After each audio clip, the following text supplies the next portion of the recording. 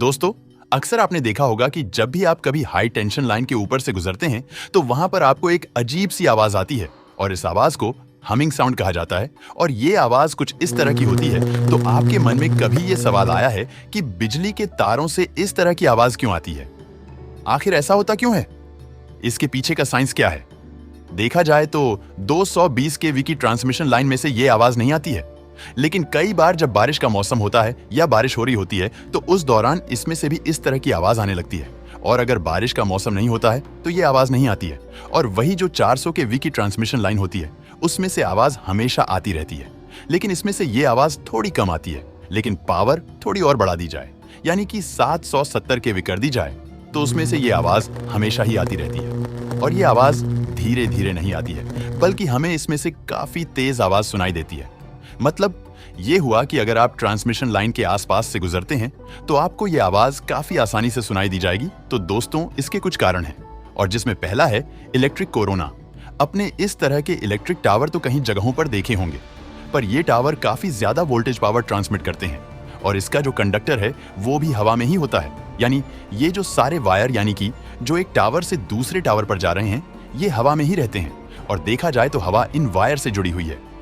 अब सब ये तो जानती होंगे कि एयर इंसुलेटर होता है, और इसका मतलब ये हुआ कि करंट हवा से पास नहीं हो सकता है।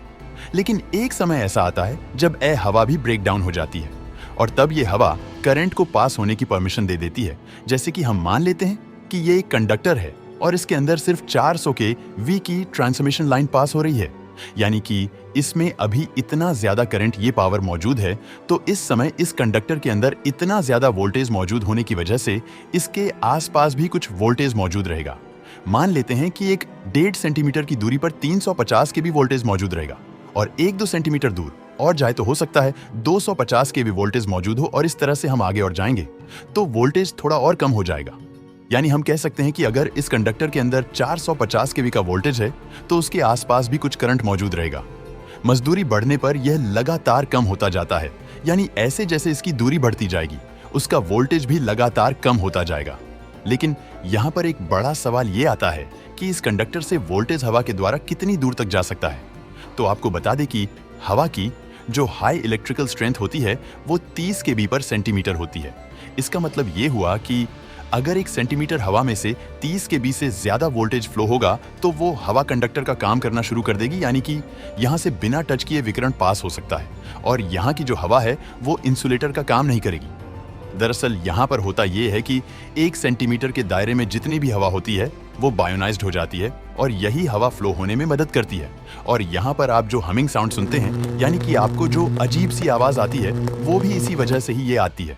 और ये जो आवाज है ये बारिश के मौसम में ज्यादा तेज हो जाती है, क्योंकि बारिश के मौसम में हवा आसानी से ब्रेक डाउन हो जाती है, वजह से आवाज भी ज्यादा आने लगती है। दोस्तों, वीडियो पसंद आता है तो लाइक और शेयर करें।